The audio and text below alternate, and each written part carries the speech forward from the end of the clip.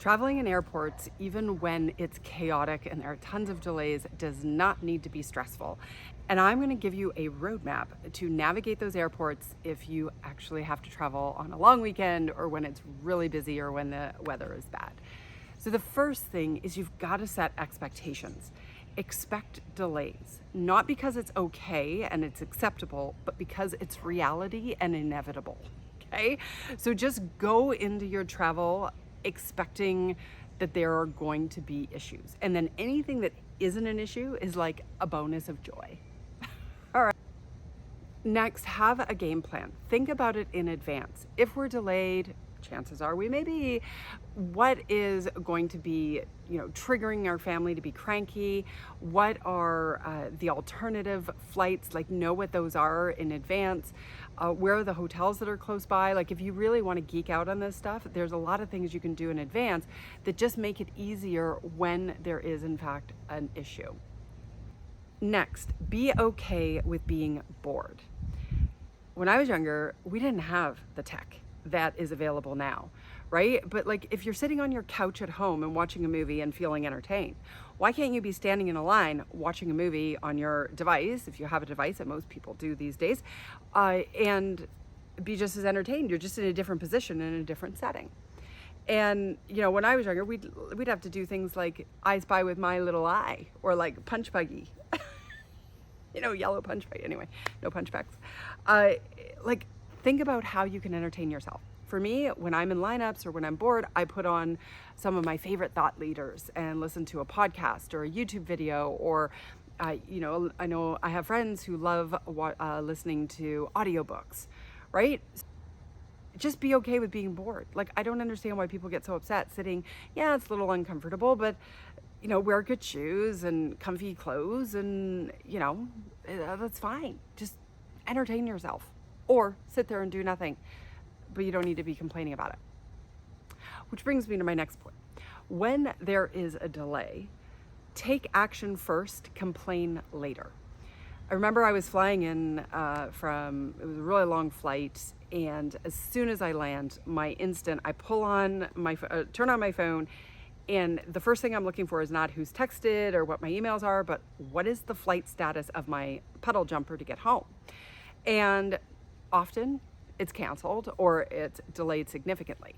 So by the time we'd even finished taxiing on the tarmac, I had already booked, turns out, the last seat on the where I live. It's called the Robert Q. Get you to Toronto to London in a couple hours. So I'd already booked the last seat. And so people who didn't check right away would have lost that opportunity and had to wait many more hours to get the next option. So take action first. So that means get in line. Like, as soon as there's a delay, either get on the phone, get in line, or do both. It often helps. And then whoever gets to you first, just deal with that. But so many people are like, oh my God, our flight's canceled. Well, yeah. Okay. So what are you going to do about it? Right? A lot of time can be wasted because your flight's canceled, right? Just deal with it. Next, I really encourage you to get your emotions in check.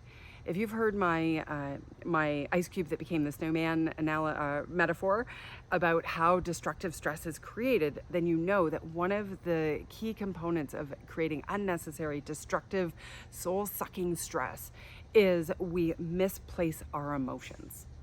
All right. So what I mean by that is, let's say you are on a flight to go and see somebody who's got cancer, right? Like, it's your last time to go see a family member, and you're really feeling a lot of intense emotions. You've got fear, you're scared, like all of this different stuff.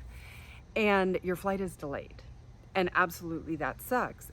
But now you've got this emotional umbrella, like sort of that's putting all over everything, and you just end up taking it out on whoever's around you.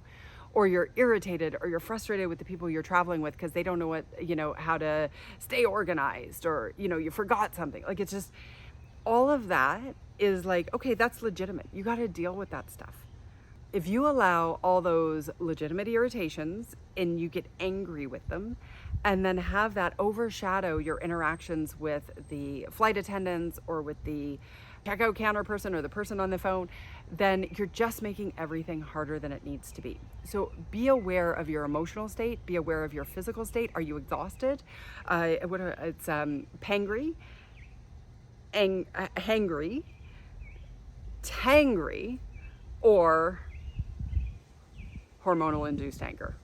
I forget what they are. I wrote an article about it once. But it's like, if you're in pain, you're probably at risk of being more irritable. If you're tired, you're at risk of being more irritable. If you're hungry and malnourished, you're probably at risk of being more irritable, unless you're fasting, in which case you won't have those blood sugar up and downs perhaps, and you'll be less at risk. And then also if you're hormonal, right? Like, we don't talk about this enough, but like, if you're PMSing, right, or menopausing or perimenopausing, and you are like taking that out on this innocent bystander, like, that's on you. So be aware of it. Just bring like a reality check into your being, check in, and then know where that puts you at risk. And it doesn't take it away. If you're exhausted and you're irritable because you're exhausted, it doesn't mean you're no longer going to be exhausted or irritable. But when you recognize it, you can account for it, or you can adjust for it. Next, be responsible for spreading kindness. Offer gratitude. You can catch more flies with honey. And so a lot of times people just take out their anger and their frustration on the person in front of them who's doing their very best to help hundreds of people who are delayed. And if you are to be like, you know what, thanks so much for showing up, and say it authentically, don't be like bullshitting, right? But like, find those little moments. You could be the smile, the spark, the thing that turns around somebody's day and makes them feel hopeful, that it's okay. And so often I see people who just like take out all their anger on these other people, and it's like, why don't you just be like, gosh, this is tough. I get it. Like, thank you for showing up. I understand we don't have a flight crew tonight because they couldn't make it. That must be so heartbreaking for you. Like, just empathize. Or, you know, with another passenger who's really upset. You know, I maybe go a little bit too far with this because I don't know why, but people tend to like tell me their troubles when we're in the airport, and I just like give them a supportive ear. But I've had people who, you know, just being in a restaurant and saying next to them, and they're like, I'm like, how you doing? And they just like unleash, I'm awful. Like, I've just lost my dad and I'm going home to make funeral arrangements, right? Like, I remember when that happened, and I just was trying my best to be supportive. Like, God knows I'm not perfect, but I know that when somebody gives you a spark, when they give you a lending ear, when they give you an authentic compliment, when they give you a chance to just see that the chaos and the energy of negativity that many people are, you know, reeling in is not the only option, gosh, that can just be the spark to turn around somebody's day. Play with it, right? You're in an airport, you got nothing to do except be delayed. Why not be the person who makes other people feel phenomenal just by giving them a smile? Or it can be just so simple. The other thing I will say is this. If you're in the middle of an angry exchange or a frustrated exchange, you have the power to recognize that and shift in the moment. Just because you're having some big freak out on somebody doesn't mean that in the middle of it, you can't go, oh, wait a second. I think I'm taking out my anger on you. I am so sorry. Let's start this over again. And you could apologize. You don't even need to apologize. You can just, even don't bring an option to it. Just be like, angry and shifting gears. Like, you have the power to do that. And other people will be so much further ahead because of it. So if you want more, be sure to subscribe and follow me wherever you're seeing this video. Share it with others who you know are going on travel time and are maybe a little bit more stressed than they need to be. I really believe that we are creating unnecessary destructive stress in our lives. And there are ways that you can change it just with some simple perspective shifts and little techniques like I've shared with you today. I hope that your next travel outing is without chaos.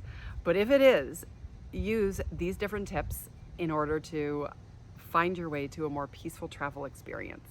I hope you have a beautiful day, and I look forward to seeing you in the next video.